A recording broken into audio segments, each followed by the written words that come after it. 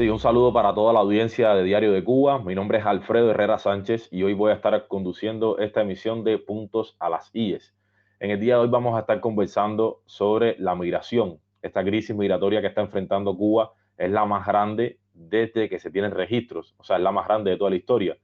Desde el 1 de octubre de 2021 y hasta el 30 de septiembre de 2023, en estos 2 años, más de 424.000 cubanos han salido de Cuba y han llegado a los Estados Unidos.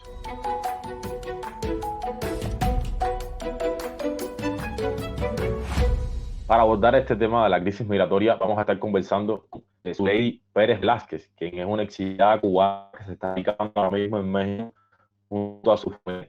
Salió de Cuba por presiones ejercidas por la seguridad del Estado y ahora está en México, está en Tapachula, después de haber hecho una ruta migratoria por Centroamérica con el objetivo de llegar a México y asentarse allí y en un futuro pasar hacia los Estados Unidos. También vamos a conversar con Marilyn Torres Leal, quien es la presidenta y fundadora de la fundación de la ONG CISBAC, una organización que desde el Estado mexicano de Quintana Roo brinda asistencia a los migrantes cubanos y de todas las nacionalidades que llegan a ese sitio en busca de un mejor futuro. Buenos días para ti, Zuleydi. ¿Cómo estás? ¿Dónde estás en este momento? Y cuéntanos cómo estás. Estoy bien, gracias a Dios de salud, y estoy en estos momentos en Tapachula, Chiapas, Ciudad México. ¿Cómo ha sido la travesía hasta este momento con tu familia? Tengo entendido que te encuentras con varios miembros de tu familia haciendo esta travesía, ¿no? Sí, somos 6 miembros de mi familia, incluyendo a mi hijo menor de 16 años. Y bueno, te cuento, te hago un resumen breve de la travesía. Ha sido muy veraz, muy atroz. Salimos por Nicaragua, atravesamos Honduras, Guatemala, hasta llegar acá a Tapachula. Y bueno, te cuento que esta travesía ha sido horrible. Nos hemos encontrado con personas de todo tipo, con situaciones extremas de lluvia, de hambre, de pedir de favor que nos dejaran acampar en algún portal de una casa por la lluvia. Nos topamos también personas muy buenas que nos guiaron y nos dijeron cómo tomar los buses, cómo qué carretera seguir. Pero bueno, en conclusión, lo más malo que nos enfrentamos fueron los retenes, la corrupción policial que hay en las carreteras, que te piden mucho dinero, te quieren sacar, exprimir hasta el último centavo que tienes. Y bueno, corrimos con la suerte de no topar con nadie de bandas o pandillas que nos quisieran secuestrar o cosas así, pero sí corrimos con mucho temor. Ahí hicimos toda la travesía con mucho temor a enfrentarnos a esto. La verdad que estos casos, como la señora, es lo que se vive diariamente, justamente aquí en México, por el gran tema de la corrupción.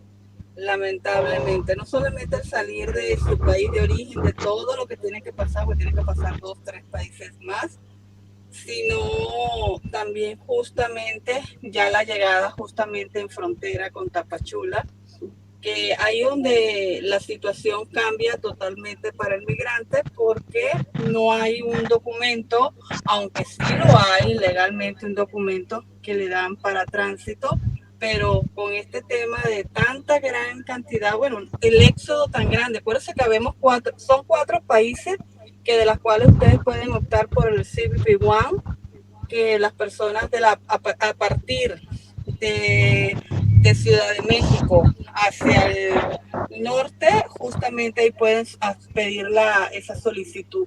Pero para llegar allí, literalmente es una odisea y una travesía que tiene que pasar muchos filtros migratorios. Y ahí es donde está el dilema del asunto.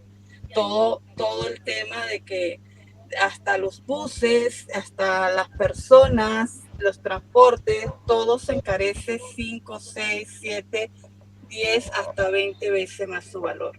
Eso es lo que nos reportan diariamente los migrantes.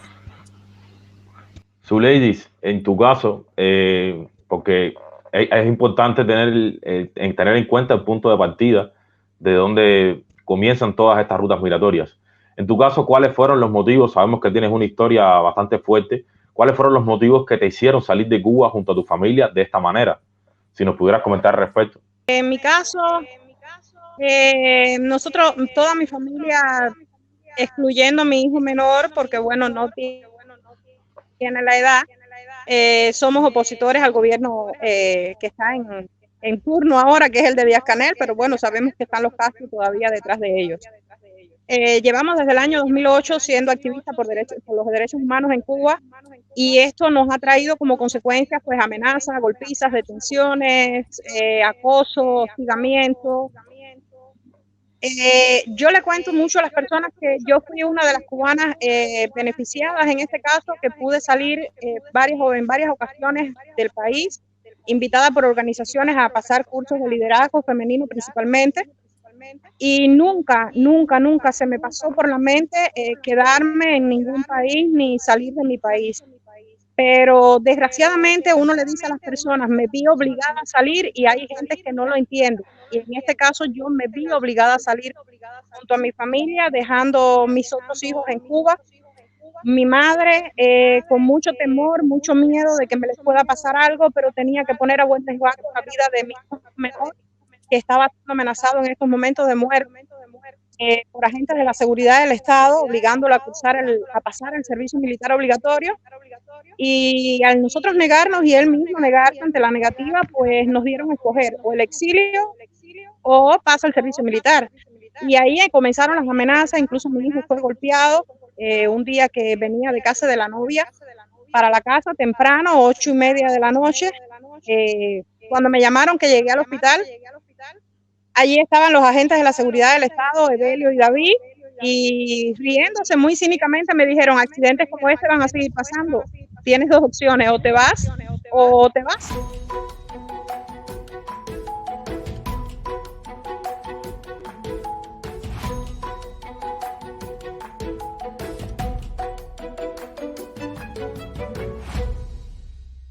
Marilyn, a propósito de esto que contaba Zuleidis, por tu experiencia en la organización, ¿cómo nos pudieras contar, o sea, cuáles son las características que has podido percibir que tiene este flujo migratorio cubano? O sea, ¿qué tipo de personas son? Estábamos escuchando la historia de Zuleidis, que es bastante complicada con todo el trasfondo que tiene.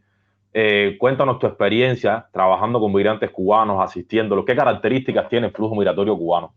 Te comento algo mira, justamente yo estoy de este lado del sur, que es Cancún, Quintana Roo, y de este lado obviamente tenemos muchas playas, tenemos igualmente frontera, pero aquí nos pasa un fenómeno muy característico, que nos llegan muchos cubanos en balsas.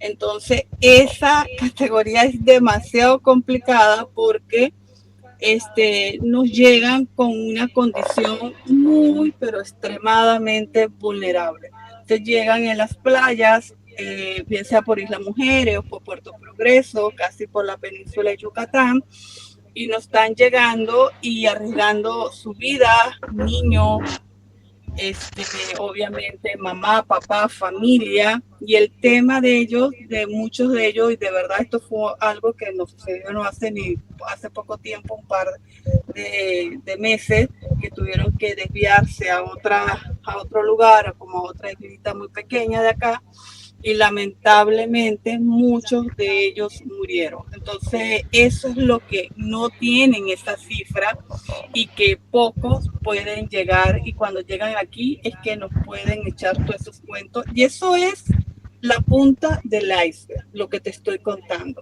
O sea, una historia es lo que la gente viaja de Cuba a Nicaragua, y de Nicaragua se vienen a esa ruta, pero esa no es la única ruta. Si podemos hacer hasta 4 programas de lo que realmente tenemos.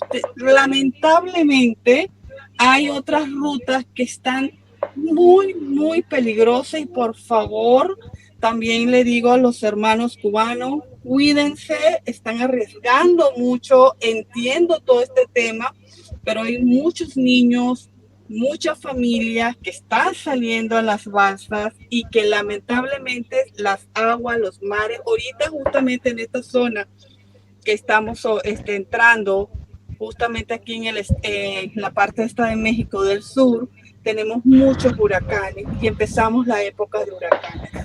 Entonces están llegando y están arriesgando, obviamente, y dicen, me quedo, me muero.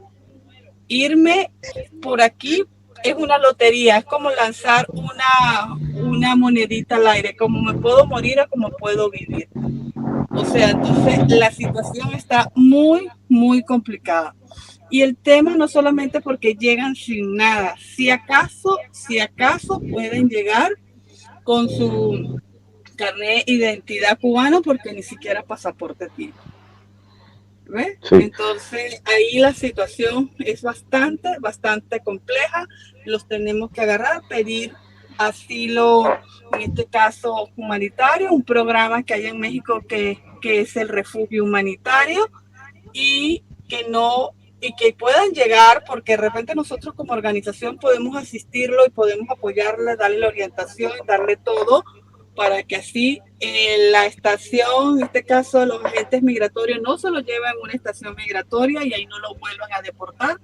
¿Por qué? Porque ya sabemos que lo que le va a pasar allá no es nada bueno por haberse escapado de esa manera. Porque el artículo número 13 de COMAR, de la Comisión Mexicana de Ayuda al Refugiado, justamente aquí en México, en ese artículo, si tú estás huyendo de tu país porque tus derechos, obviamente, tus derechos humanos, que es intrínseco, es universal, y que están siendo violados y que tu vida corre peligro, obviamente te puedes apegar a ese artículo y automáticamente es sin ningún costo y puedes optar y puedes obtener tu refugio humanitario, que es un programa que hay que es totalmente gratuito. ¿En qué consiste el trabajo que haces en la organización que diriges y que fundaste? O sea, ¿cuáles son las principales actividades que ustedes hacen con los migrantes? Te comento. Fundación CISBAT es una organización que apoya al migrante y ayuda al refugiado. Esta fue una fundación que tiene hoy por hoy ya 13 años aquí justamente en esta zona sur del estado. Nosotros lo que hacemos no solamente la orientación, porque soy abogada y mi especialidad es migratoria, sino que apoyamos y acompañamos, lo tomamos de la mano hasta tener desde el punto A hasta el punto B. ¿Qué quiere decir? Desde el primer momento hasta que la persona tenga su documento migratorio legal, estancia en el país. Si la persona, su destino final no es México, que se quieren ir a los Estados Unidos, le daremos toda la orientación y todo el apoyo que está de nuestra parte o nuestra injerencia que podemos hacer, porque su destino final no es México. Muchos que llegan, su destino final en este caso es México, entonces ellos agarran o toman la acción porque tienen familia, tienen toda la familia en Cuba. Lo que hacemos nosotros es darle todo el apoyo legal para que ellos puedan tener su documentación legal estancia, y así en vuelta de 2 años ellos pueden optar con la opción de reunificación familiar para poder traerse a su familia como debe de ser, legalmente, volar como tiene que ser, no arriesgar su vida. Entonces, bueno, lo que nosotros le decimos, visite nuestra página web, que es www.cisba.org, y ahí automáticamente le puede aparecer un chat de las cuales ahí tiene asesoría las 24 horas sin ningún costo. Las asesorías son totalmente gratuitas, y también es importante que sepas qué quieres hacer. O sea, ¿quieres quedarte en México o no es tu destino final? Que es importante que estés claro qué quieres hacer. Hay muchas personas que lamentablemente cuando llegan, bien sea por los caminos verdes que le decimos nosotros, irregular, que entran de repente por Nicaragua, otros que se vienen por la selva del Darién, que eso está complicadísimo, y ahí es historia tras historias que tengo, que miles y miles de casos documentados, de verdad que es muy, muy horrible todo lo que está sucediendo, y que lamentablemente vuelvo y repito, es la punta del iceberg. Todo lo que está debajo, la gente y ni siquiera los gobiernos pueden saberlo. ¿Por qué? Porque el miedo paraliza. Las personas que son migrantes y saben que están entrando a un país, que están entrando irregular, recuerden que no son ilegales, ustedes son irregulares. Ustedes no están cometiendo un delito. su único delito es huir Claro. de un país que realmente lo está maltratando y sus derechos humanos no están siendo realmente obtenidos como deben de ser, como seres humanos, y hay una sola raza que es la humana. Entonces es importante que sepa, porque no, usted es ilegal, no somos, estamos irregulares, eso sí, y queremos una vida mejor. ¿Por qué sale un migrante? Porque usted quiere lo mejor para usted y para su familia.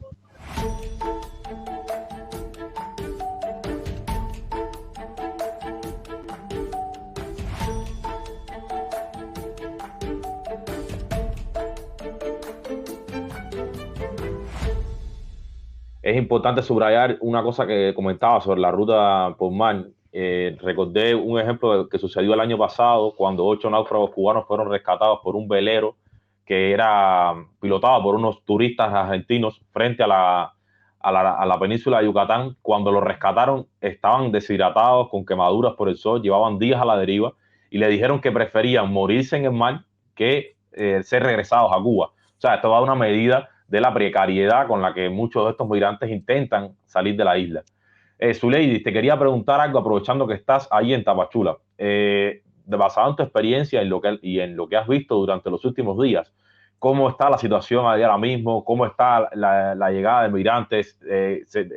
Algunos reportes en medios locales como Diario del Sur indican de que los cubanos a veces deambulan por las calles buscando trabajo. Incluso se ha reportado que hay algunas mujeres cubanas que se están prostituyendo en las calles de Tapachula. Cuéntanos, basado en tu experiencia, obviamente, cómo te ha ido allí, qué has visto. Bueno, te cuento, Alfredo, acá sí hay un flujo bastante grande de cubanos inmigrantes y sí andan desesperados buscando trabajo. Y sí se comenta mucho sobre estas mujeres que se están prostituyendo.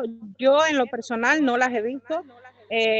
A ver, no andamos saliendo para lo que es el centro, para zonas muy céntricas donde hay muchas personas, por el temor a ser detenidos, a pesar de que ya iniciamos los trámites en Comar, pero nos han cerrado un poco porque no están dando el número de folio ahora. Nos dicen que está demorado entre 4 a 6 meses y entonces esto nos tiene un poco como aterrados a que nos puedan parar, nos puedan pedir algún documento y no lo tenemos aún. Desgraciadamente nos topamos con otro muro más que no podemos atravesar porque la gran parte de los trabajos pues te piden documentos y no los tenemos. Y entonces hay muchas personas muy buenas acá en Tapachula, muy dispuestas a ayudar, pero sin documentación, no te contratan así, nada más. Y bueno, el desespero acá está aumentando porque las personas tienen que comer, tienen que pagar una renta, tienen que ir sobrellevando su vida mientras que llegan esos papeles y se deciden, bueno, como decía la señora, o a continuar a Estados Unidos o a optar por un asilo político acá en México. A propósito de la mención que hacía Zuleidi sobre la actuación de las autoridades mexicanas, Marilyn, quería preguntarte algo. Hace poco hubo una reunión de mandatarios en México de la región, o sea, presidentes de los países que son emisores de migrantes hacia Estados Unidos y que hacen la ruta por Centroamérica. Entre ellos estaba Miguel Díaz-Canel, estaba Nicolás Maduro y, bueno, quería preguntarte qué opinión te merece el resultado que puede haber tenido y si tuvo algún resultado esta reunión, si ha tenido algún impacto, si crees que ha cambiado algo y pues, a propósito, ¿qué crees que deberían o podrían o tendrían que hacer los gobiernos de la región para intentar frenar lo que está sucediendo y acabar o atenuar al menos la crisis migratoria que está viviendo en Centroamérica? Sabemos que la migración nunca va a acabar y eso lo sabemos, que la migración ha sido milenaria, pero justamente vamos a hablar de estos personajes que acaban de llegar hace poco, que realmente lo que hablaron fue nada realmente productivo ni positivo y ni siquiera buscaron una solución viable para que se tenga una migración controlada, regulada y eficaz, cosa que no dieron ninguna solución para eso. De hecho, yo hice un artículo y te lo voy a mandar para que tú lo tengas. ¿Qué es lo que está pasando? Lamentablemente, escúchese bien, lamentablemente a nivel de gobierno, si una persona en su sano juicio, como todo que trabaje o lo que sea. En este caso, bueno, vamos a hablar de estos 4 países. Vamos a hablar ahorita, englobar lo que es Cuba, Venezuela, Haití y Nicaragua. Vamos a hablar de esos 4 que tienen la opción para el CBP One. ¿Por qué el gobierno mexicano, vuelvo y repito, si estamos en pleno siglo XXI, sus embajadas no están funcionando? Para poder tener un bendito turno, pasan meses hasta años.